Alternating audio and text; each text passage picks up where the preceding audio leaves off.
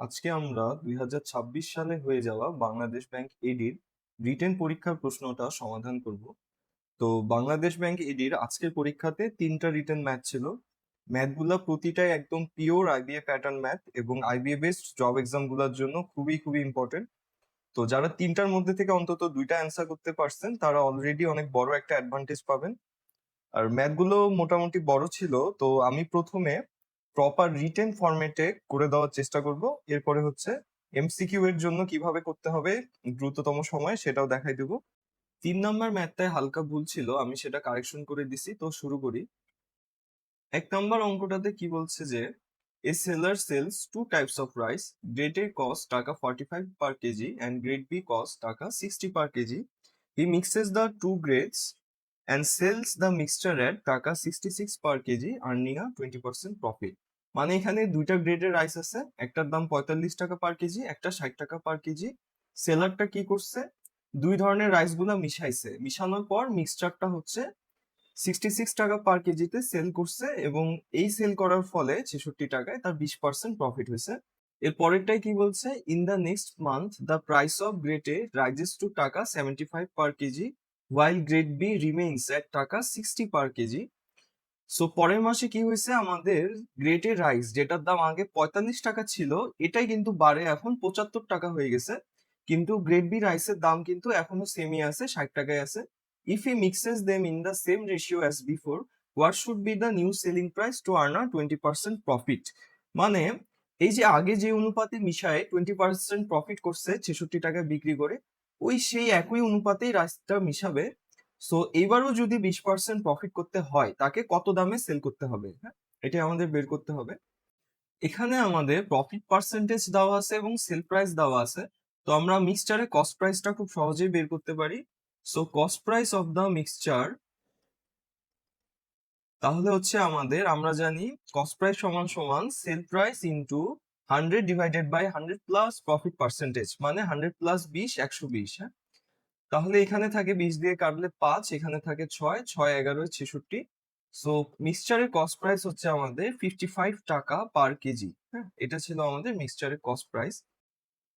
এখানে একটা জিনিস আমাদের বুঝতে হবে যে গ্রেড এ রাইস এবং গ্রেড বি রাইসটাই কিন্তু সে মিশায় 55 টাকা পার কেজিতে বিক্রি করছে, তাই না? সো গ্রেড এ রাইস এবং গ্রেড বি রাইসের টোটাল যে তার কস্ট প্রাইসটা ছিল, মিক্সচারেরও কস্ট প্রাইসটা সেমই হবে। তো আমাদের এই যে টোটাল কস্ট প্রাইসটা বের করতে চাইলে কিন্তু গ্রেড এ রাইসে অ্যাকচুয়ালি কতটুকু কিনছে এবং গ্রেড বি রাইসে অ্যাকচুয়ালি কতটুকু কিনছে সেই জিনিসটা আমাদেরকে জানা লাগবে। হ্যাঁ, এছাড়া তো আমরা টোটাল খরচটা বের করতে পারবো না। পার কেজি দাম দেওয়া আছে, কিন্তু টোটাল কত কেজি কিনছে এটা তো আমাদের মানে বলা নাই। সো আমরা হচ্ছে এটা ধরে নেই। হ্যাঁ, তো আমরা ধরে নিই যে assume grade A rice purchased equal to x kg, grade B rice purchase equal to y KG.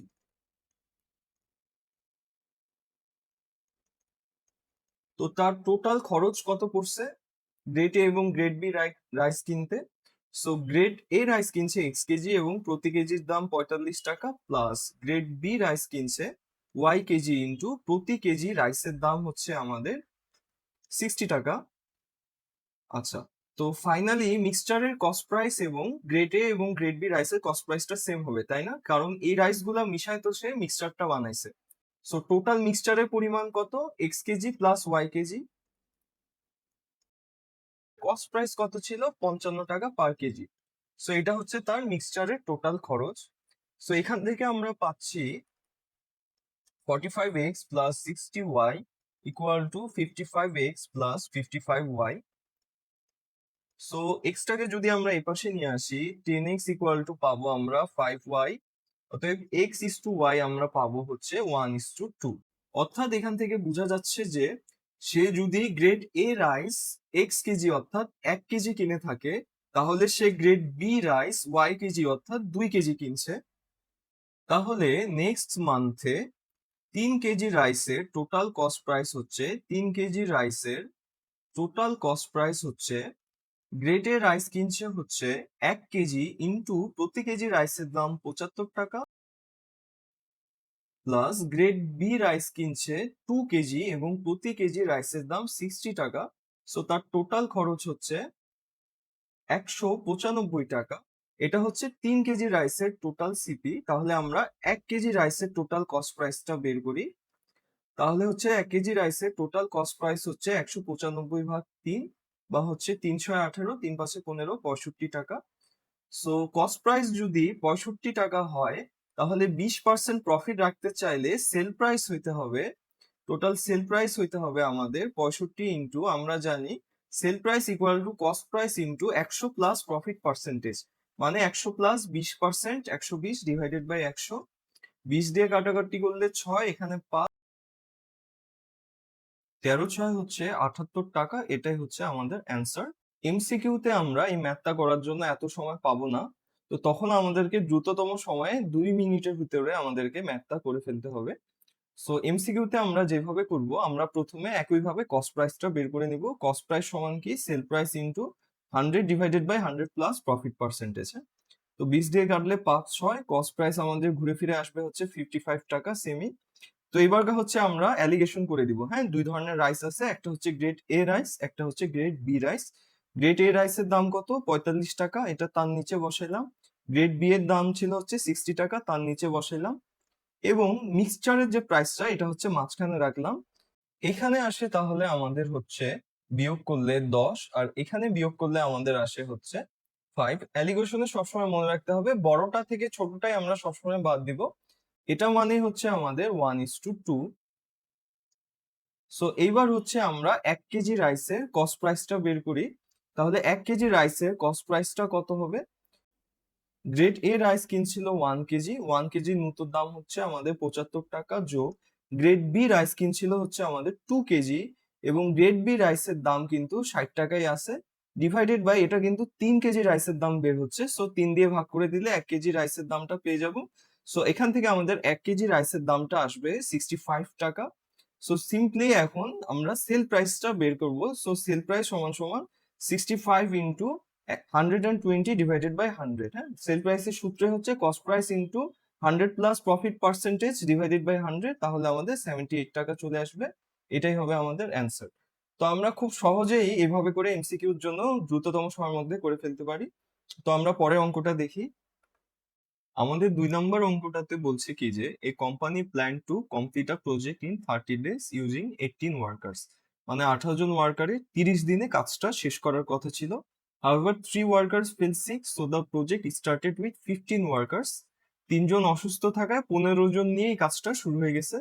After 12 days, additional workers were hired so that the project could still be completed within 30 days. তো বুঝাই যাচ্ছে যে 15 জন যেহেতু কাজ করছে, so 30 দিনে তো কোনোভাবেই শেষ হবে না যদি না আমরা এক্সট্রা ওয়ার্কার না হায়ার করি। হ্যাঁ, কারণ 18 জন কাজ করলে 30 দিনে শেষ হওয়ার কথা। সো 12 দিন পরে কি করছে, এক্সট্রা কিছু ওয়ার্কার নিচ্ছে যাতে 30 দিনের মধ্যে এই কাজটা শেষ করা যায়। দ্য অরিজিনাল ওয়ার্কার্স রিসিভ টাকা 800 per day, while the newly hired worker receive টাকা 1000 পার ডে। মানে শুরু থেকে যে ওয়ার্কার গুলা কাজ করতেছিল, অর্থাৎ যে 15 জন ওয়ার্কার একদম শুরু থেকে কাজ করতেছিল, এরা 800 টাকা করে পায় প্রতিদিনে। এবং নতুন যে ওয়ার্কার হায়ার করা হয়েছে 12 দিন পর, এই নতুন ওয়ার্কার গুলা প্রতিদিনে 1000 টাকা করে পায়। Find the total wages paid. হ্যাঁ, টোটাল কত পেমেন্ট দেওয়া হয়েছে সব ওয়ার্কারদেরকে, এটা জানতে চাওয়া হয়েছে। তো এটা আমরা এমডিএইচ ফর্মুলা ইউজ করে খুব সহজেই করে ফেলতে পারি। হ্যাঁ, আগে ফর্মুলার একটু বেসিকটা আলোচনা করি। ফর্মুলাটা হচ্ছে M1D1H1 equal to M2D2H2।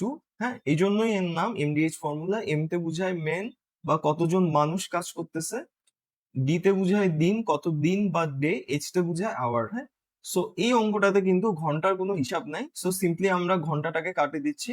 So আমাদের ফাইনাল ফর্মুলাটা কি হলো, M1D1 ইকুয়াল টু M2D2, মানে মানুষ গুণ দিন ইকুয়াল টু মানুষ গুণ দিন। হ্যাঁ, তো অঙ্কটা আমরা শুরু করি। তো এখানে আমাদেরকে একটা জিনিস বের করতে হবে অঙ্কটা সমাধান করতে, সেই জিনিসটা হচ্ছে এই যে 12 দিন পর কতজন অ্যাডিশনাল ওয়ার্কার হায়ার করছিল, তাহলে আমরা বুঝবো যে তারা টোটাল কত পেমেন্ট পাইছিল। সো এই জিনিসটাই আমরা ধরে নিই। Assume after 12 days x additional workers war hired, workers war hired. So ধরে নিলাম যে এক্স জন অ্যাডিশনাল ওয়ার্কার হায়ার করা হয়েছিল। এখন ফর্মুলা অনুযায়ী তাহলে কি M1D1 মানে প্রথম কেসে মানুষ ছিল 18 জন, সময় ছিল 30 দিন। সো 18 ইন্টু 30 ইকুয়াল টু দ্বিতীয় কেসে হচ্ছে আমাদের 15 জন ওয়ার্কার 12 দিন পর্যন্ত কাজ করছে, 15 ইন্টু 12 প্লাস প্লাস বাকি যে 18 দিন আছে আমাদের 30 দিন হইতে, সে 18 দিন কতজন ওয়ার্কার কাজ করছে। সো আমরা জানি 15 জন ওয়ার্কার তো ছিলই আগের, সাথে আমরা কিছু জন অ্যাডিশনাল ওয়ার্কার হায়ার করছি, সেটা হচ্ছে এক্স জন, হ্যাঁ, ইন্টু D2 হচ্ছে আমাদের 18, হ্যাঁ, যেহেতু আমাদের 30 দিনের মধ্যে কাজটা শেষ করতে হবে, 12 দিন 18 দিন 30 দিন।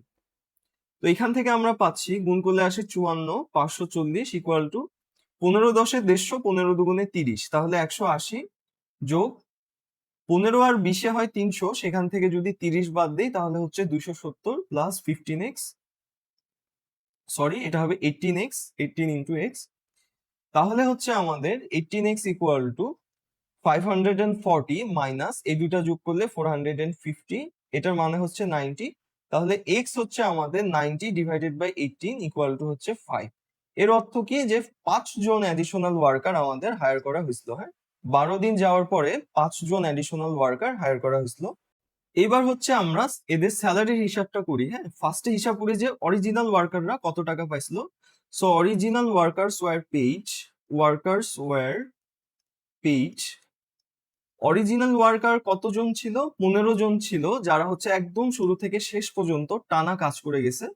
সো 15 জন ইন্টু তারা কাজ করছে কতদিন? 30 দিন, শুরু থেকে শেষ পর্যন্ত, ইন্টু অরিজিনাল ওয়ার্কারদের পেমেন্ট কত ছিল? প্রতিদিন হচ্ছে 800 টাকা করে, গুণ করলে আসতেছে হচ্ছে আমাদের 3,60,000। আর নিউ ওয়ার্কার্স ওয়্যার পেইড নতুন যে ওয়ার্কার হায়ার করা হয়েছে, এই যে 5 জন যে আমাদের নতুন ওয়ার্কার হায়ার করা হয়েছে 12 দিন পর, তাদের টোটাল পেমেন্ট হচ্ছে 5 জন ওয়ার্কার, এদেরকে হচ্ছে আমাদের 12 দিন পর হায়ার করা হয়েছে, মানে এরা কাজ করছে কতদিন? 18 দিন, ইন্টু তাদের ডেইলি পেমেন্ট কত? 1000। তাহলে টোটাল আসে 5 18 90, তাহলে আসে 90,000। এই দুটা যোগ করলেই আমরা পেয়ে যাচ্ছি টোটাল পেমেন্ট, তাই না? টোটাল ওয়েজ পেইড, হ্যাঁ, total wage paid equal to হচ্ছে আমাদের 4,50,000। এটাই হচ্ছে আমাদের অ্যান্সার। তো আমরা পরের অঙ্কটা দেখি। আজকের পরীক্ষার এই অঙ্কটা সবচেয়ে বেশি ট্রিকি ছিল, এবং এই অঙ্কটা করতে যায় অনেকে অনেক সময় লস করে পরীক্ষায় খারাপ দিয়ে চলে আসছেন। সো এটা জাস্ট স্কিপ করা উচিত ছিল আমাদের, যদি আমরা একদম কনসেপচুয়ালি ক্লিয়ার না থাকি যে এই অঙ্কটা কিভাবে অ্যাপ্রোচ করব, তাহলে দেখা মাত্রই আমাদের এটা স্কিপ করা উচিত ছিল। তো এটা হচ্ছে আমি একদম প্রপার সিস্টেমে দেখাবো, যদিও একটু বড় হবে। এরপরে আমরা এলসিএম মেথড দিয়ে খুব দ্রুত কিভাবে ম্যাথটা করে ফেলা যায় সেটাও আমরা শিখবো। তো অঙ্কটা আমরা শুরু করি। Pipe A can fill a reservoir in 12 hours and pipe B can fill it in 18 hours. When both pipes operate together, the reservoir fills in 9 hours because of the leak at the bottom. আচ্ছা, so দুইটা pipe যখন আমাদের একসাথে open করা হয়, তখন রিজার্ভারটা fill up হইতে 9 ঘন্টা সময় লাগে। তো এখানে একটা জিনিস আমাদেরকে বুঝতে হবে যে এখানে কিন্তু একটা লিকও ছিল রিজার্ভারটাতে, হ্যাঁ, অর্থাৎ পাইপগুলো যখন ভর্তি করতেছিল একই সময় লিকটা কিন্তু রিজার্ভারটাকে খালি করতেছিল। Starting at 6 a.m. on Monday, pipe A operates for 2 hours, then pipe B operates for 1 hour, and this pattern continues strictly until the reservoir is completely full. হ্যাঁ, সো এই অঙ্কটাতে কিন্তু দুটা পাইপ অ্যাকচুয়ালি একসাথে চলে না, একটা প্যাটার্নে চলে। প্যাটার্নটা কি? প্রথম 2 ঘন্টা হচ্ছে পাইপে চলে, তারপরের 1 ঘন্টা আবার পাইপ বিটা চলে, এবং যতক্ষণ না রিজার্ভারটা ফুল হচ্ছে এই প্যাটার্নে দুইটা পাইপ চলতে থাকে।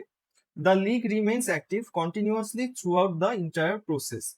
এই যে পুরো প্রসেসটা, হ্যাঁ, যতক্ষণ না পাইপটা আমাদের ফিল হচ্ছে ততক্ষণ কিন্তু আমাদের লিকটা সক্রিয় থাকে। অর্থাৎ এই যে পাইপ এটা যে আমাদের 2 ঘন্টা চললো তখনও কিন্তু লিক ছিল, আবার পরের 1 ঘন্টা যে পাইপ বি চললো তখনও কিন্তু লিকটা সক্রিয় ছিল, হ্যাঁ। ফাইনালি কি বলছে দেখি, immediately after the reservoir become fulls both inlet pipes are turned off and only the leak continues to drain the reservoir until it is completely empty, হ্যাঁ। সো ঘটনাটা কি ঘটছে, যে দুইটা পাইপ দিয়ে মনে করি আমরা রিজার্ভারটা হচ্ছে ফার্স্টে ফিল আপ করা হয়েছে, এবং এই সময় কিন্তু একটা লিক হচ্ছে কি করতেছিল, কিছুটা পানি খালি করে ফেলতেছিল, হ্যাঁ। তারপরেও কি হবে, এক না এক সময় কিন্তু রিজার্ভারটা আমাদের পূর্ণ হয়ে যাবে। কেন পূর্ণ হয়ে যাবে? কারণ এই যে পাইপগুলার ফিল আপ করার রেটটা বেশি, এর খালি করার রেটটা হচ্ছে কম। তো প্রশ্নে আমাদেরকে কি জানতে চাইছে, এই যে পূর্ণ হইলো রিজার্ভারটা, তারপরে পাইপ দুইটা হচ্ছে আমাদের এতক্ষণ পর্যন্ত কিন্তু সক্রিয় ছিল, এই যে পূর্ণ হইলো না, এরপরে কিন্তু পাইপ দুইটা হচ্ছে বন্ধ করে দেওয়া হবে।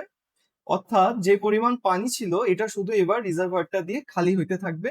জানতে চাইছে এই সম্পূর্ণ প্রসেসটা শেষ হইতে আমাদের কত সময় লাগবে। আমি সব সময় আমাদের স্টুডেন্টদেরকে এই যে পাইপ রিলেটেড অঙ্কের ক্ষেত্রে একটা টিপ দেই, যে প্রথমে হচ্ছে সব পাইপের ইফিসিয়েন্সি গুলা বের করে ফেলতে হয়। হ্যাঁ, so efficiency of pipe A, efficiency of pipe A equal to হচ্ছে আমাদের 1/12।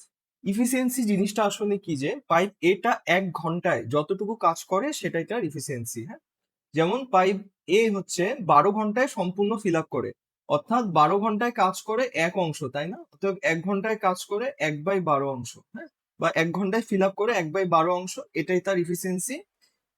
সরি, এখানে পাইপ এ হবে। একইভাবে ইফিসিয়েন্সি অফ পাইপ বি, হ্যাঁ, efficiency of pipe B equal to হচ্ছে আমাদের 1/18। হ্যাঁ, যেহেতু 18 আওয়ারে ফিল আপ করে, মানে ইফিসিয়েন্সি হচ্ছে 1/18।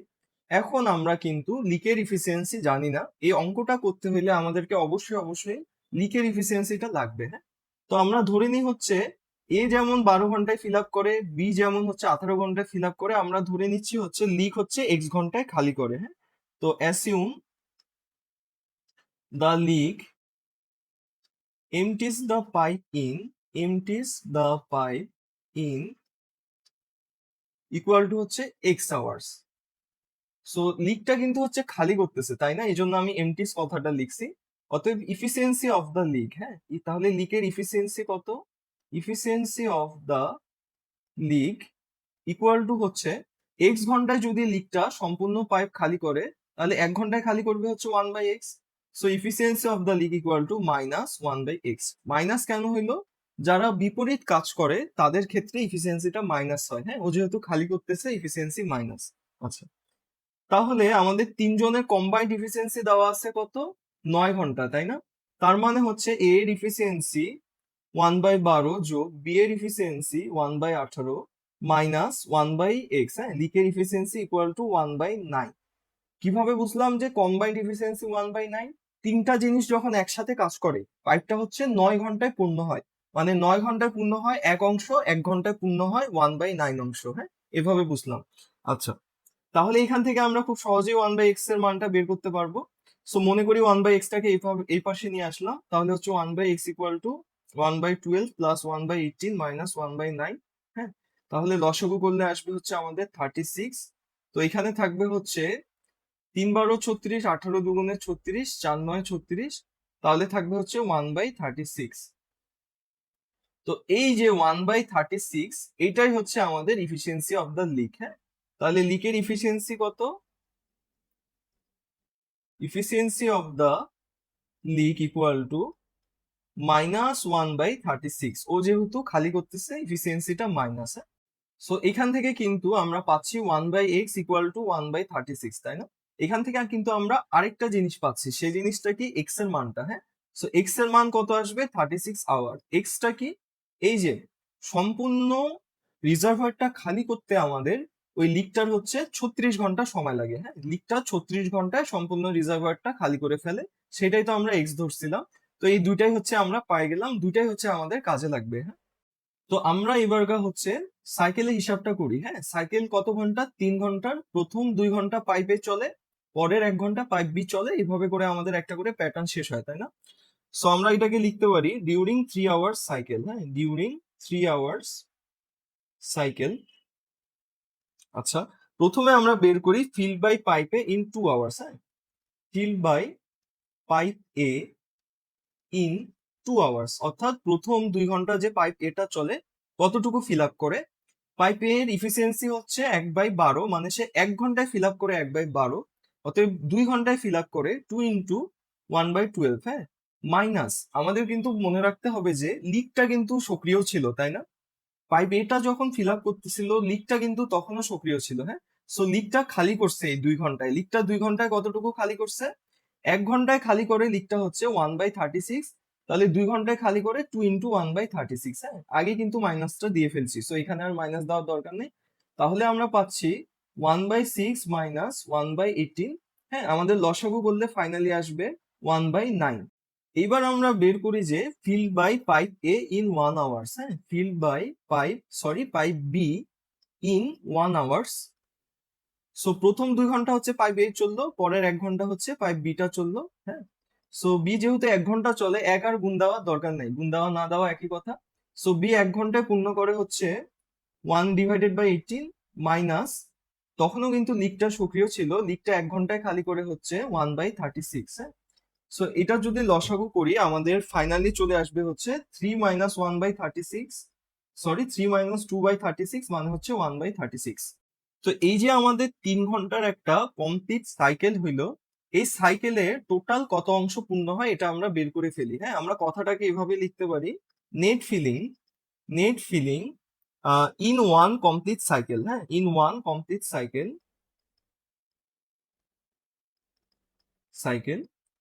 ইকুয়াল টু হচ্ছে আমাদের পাইপ এ 2 ঘন্টায় ফিল আপ করলো হচ্ছে 1/9 প্লাস পাইপ বি 1 ঘন্টায় ফিল আপ করলো হচ্ছে 1/36। হ্যাঁ, আচ্ছা, তাহলে টোটাল আমাদের হচ্ছে 36, 4 প্লাস 1, 5/36। তো এটা আমরা কি পাইলাম? আমরা পাইলাম যে একটা কমপ্লিট সাইকেলে ওই যে রিজার্ভারটা ছিল, রিজার্ভারটা কত অংশ পূর্ণ হয়। হ্যাঁ, সো এখানে একটা প্রো টিপ হচ্ছে, আমাদেরকে একের খুব কাছাকাছি যাইতে হবে। কেন? সম্পূর্ণ রিজার্ভারটা হচ্ছে 1 অংশ। সো আমরা কি করলে একের খুব কাছাকাছি যাব, কয়টা সাইকেল নিলে সেটা আমরা বের করতে হবে। তো আমরা এখানে ইজিলি দেখতে পাচ্ছি, আমরা যদি 7 দ্বারা গুণ করে দেই 35/36 আসবে, যেটা একের খুব কাছাকাছি, তাই না? তো আমরা লিখতে পারি net filling in 7 complete cycle. হ্যাঁ, 7 কমপ্লিট সাইকেল ইকুয়াল টু হচ্ছে 7 ইন্টু 5/36 ইকুয়াল টু 35 হচ্ছে 36। তাহলে রিমেইনিং অংশ কতটুকু? আমাদের সম্পূর্ণ রিজার্ভার 1 অংশ, তাই না? 1 মাইনাস 35/36 ইকুয়াল টু হচ্ছে আমাদের আলটিমেটলি 1/36। এতটুকু অংশ হচ্ছে আমাদের এখনো ফিল আপ করা বাকি। একটা জিনিস বুঝতে হবে, আমাদের যখনই একটা করে সাইকেল শেষ হয়, আবার সাইকেল শুরু হয় কিভাবে? প্রথম 2 ঘন্টা এ ফিল আপ করে, তারপরে বি ফিল আপ করে। সো এই যে 1/36 অংশ, এটা প্রথমে আমাদের কে ফিল আপ করা শুরু করবে? পাইপ এটা ফিল আপ করা শুরু করবে, তাই না?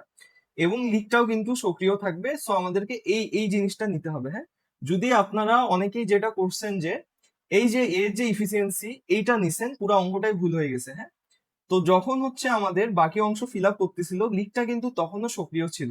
সো আমাদেরকে এই জিনিসটা নিয়ে কাজ করতে হবে। তো এখান থেকে দেখতে পাচ্ছি যে 1/9 অংশ পূর্ণ করে হচ্ছে আমাদের কত ঘন্টায়? 2 ঘন্টায়, তাই না?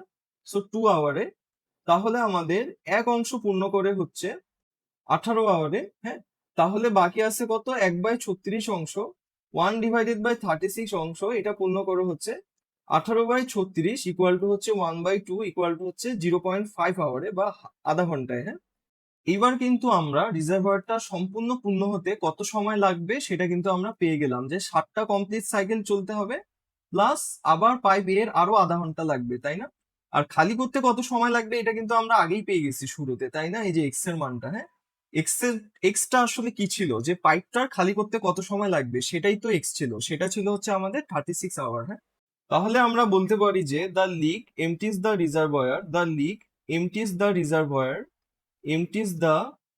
রিজার্ভয়ার প্রথমে কি ছিল আমাদের?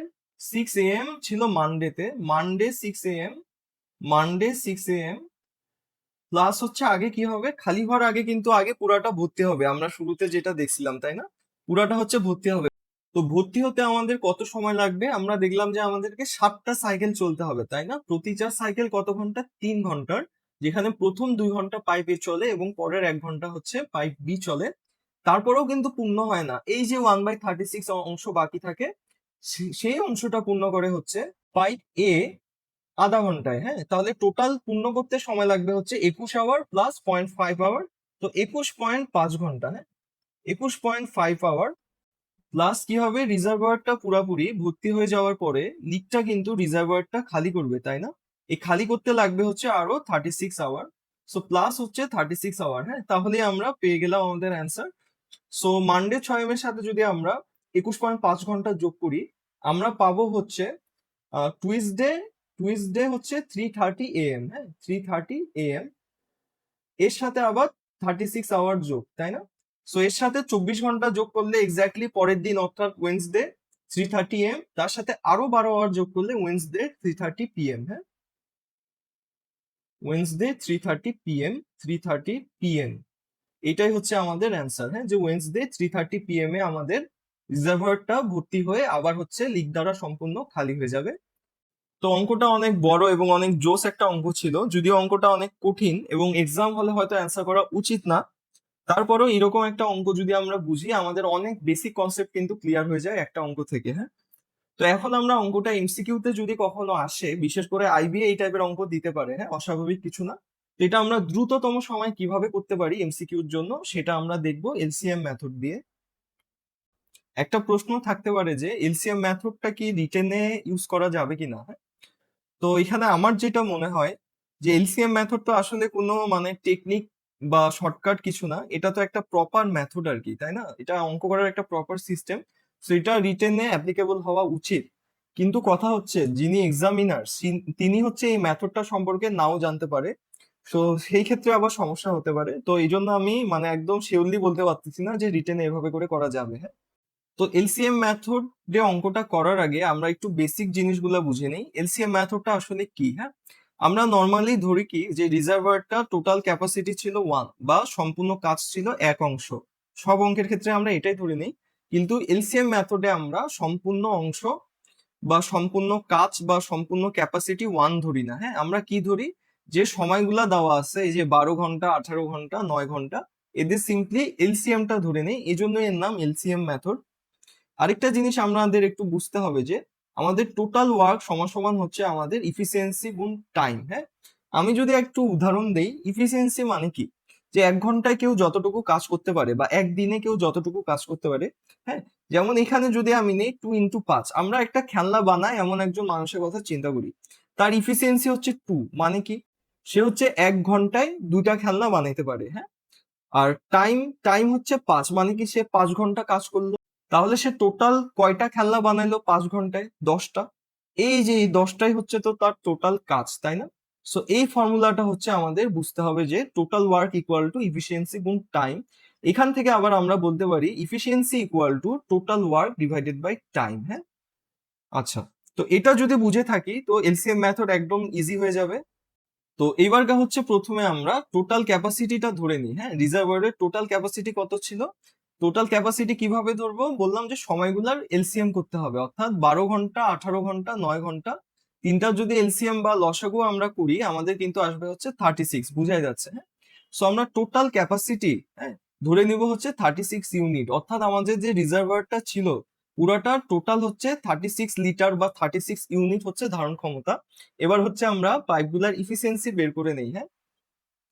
তো efficiency of pipe A, efficiency of pipe A equal to হবে আমাদের 36 ডিভাইডেড বাই পাইপ এর ফিল আপ করতে সময় লাগে হচ্ছে 12 ঘন্টা, ইকুয়াল টু হচ্ছে 3, হ্যাঁ।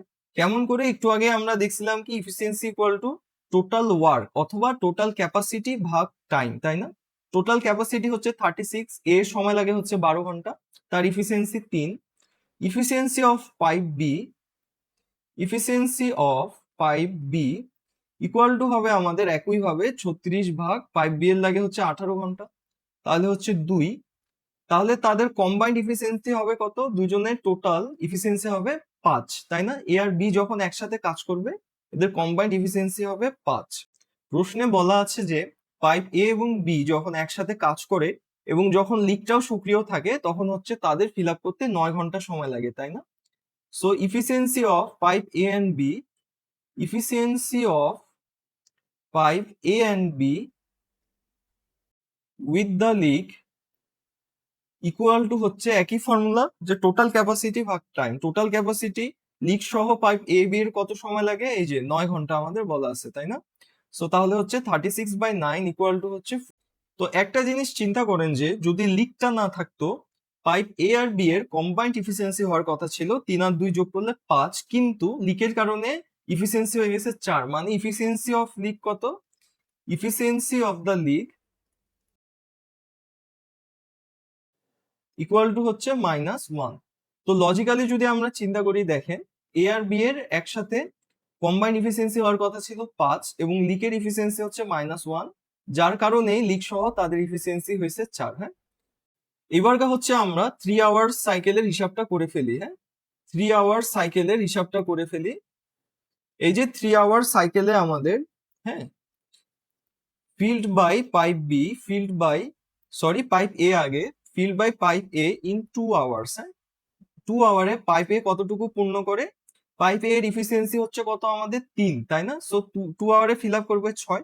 কিন্তু লিকটাও কিন্তু আমাদের সক্রিয় আছে। লিকের ইফিসিয়েন্সি -1, মানে প্রতি ঘন্টায় সে -1 ইউনিট করে খালি করে। সো 2 ঘন্টায় লিকটা খালি করবে কত? -2 ইউনিট, তাই না? সো পাইপ এ দ্বারা অ্যাকচুয়ালি পূর্ণ হবে 4 ইউনিট। হ্যাঁ, 4 ইউনিট হচ্ছে পূর্ণ হবে।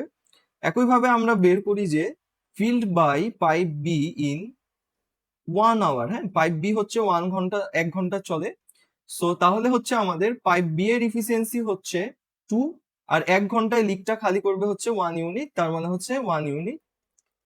তাহলে 3 ঘন্টার একটা সাইকেলে পূর্ণ হয় net field in 1 cycle equal to হচ্ছে আমাদের 4 যোগ 1, তাই না? তার মানে হচ্ছে 5 ইউনিট। হ্যাঁ, তো আমাদের বেসিকটা এখনো সেমই আছে যে আমরা টোটাল ক্যাপাসিটির কাছাকাছি যাওয়ার চেষ্টা করব। বুঝা যাচ্ছে যে 5 কে 7 দিয়ে গুণ করলে 35 ইউনিট হয়, যেটা টোটাল ক্যাপাসিটির অনেক কাছাকাছি। So net field in 7 cycle equal to হচ্ছে আমাদের 35 ইউনিটস। হ্যাঁ, এখন দেখেন এখনো কিন্তু সম্পূর্ণ রিজার্ভার ফিল আপ হতে 1 ইউনিট ফিল আপ করা বাকি আছে, তাই না? এবং আমরা জানি কি যে নতুন সাইকেলটা যখন শুরু হবে পাইপ এ কিন্তু ফিল আপ করা শুরু করবে, তাই না? সো পাইপ এ দেখেন 2 আওয়ারে ফিল আপ করে কত? 4 ইউনিট। এটাকে আমরা ঘুরায় বলতে পারি যে 4 ইউনিট ফিল আপ করে হচ্ছে 2 আওয়ারে। হ্যাঁ, যখন লিকটা সক্রিয় থাকে। তাহলে হচ্ছে আমাদের কয় ইউনিট বাকি আছে? 1 ইউনিট। 1 ইউনিট ফিল আপ করতে তাহলে কত সময় লাগবে? 2/4 আওয়ার ইকুয়াল টু হচ্ছে 0.5 আওয়ার। হ্যাঁ, এই যে আমরা পেয়ে গেলাম। সো এখন আমরা আগের মতো সম্পূর্ণ রিজার্ভারটা পূর্ণ হয়ে আবার খালি হতে কত সময় লাগবে এটা একবারে বের করতে পারি। তো the reservoir will completely empty, the reservoir will completely empty at, হ্যাঁ, সো আমাদের শুরু হয়েছে কোথায়? মানডে 6 AM থেকে হয়েছে, আমাদের শুরু হয়েছে মানডে 6 AM। আমাদের 7টা সাইকেল, প্রতিটা সাইকেল 3 ঘন্টা করে। সো 7 লাগে হচ্ছে 21 ঘন্টা 35 ইউনিট ফিল আপ করতে, তাই না? আর বাকি যে 1 ইউনিটটা থাকে এটা ফিল আপ করতে লাগে আধা ঘন্টা আর কি। তো 21.5 আওয়ার যোগ হচ্ছে আমাদের লিকটা হচ্ছে পুরো রিজার্ভারটা আবার খালি করবে, তাই না? সো লিকটার ইফিসিয়েন্সি -1। এর কথাটার অর্থ কি? 1 ঘন্টায় খালি করে 1 ইউনিট, তার মানে 36 ইউনিট খালি করতে লাগবে 36 ঘন্টা। সো 36 আওয়ার যোগ, এবং ফাইনালি আমরা পাবো হচ্ছে আমাদের ওয়েডনেসডে 3:30 PM। হ্যাঁ, 3:30 PM এ হচ্ছে সম্পূর্ণ আমাদের রিজার্ভারটা ফিল আপ হয়ে আবার হচ্ছে খালি হয়ে যাবে লিক দ্বারা। হ্যাঁ, এতক্ষণ পর্যন্ত যারা সার্ভাইভ করলেন এবং ভিডিওটা ধৈর্য সহকারে দেখলেন তারা আসলে লেজেন্ড। তো শেষ পর্যন্ত দেখার জন্য আপনাদের অনেক ধন্যবাদ।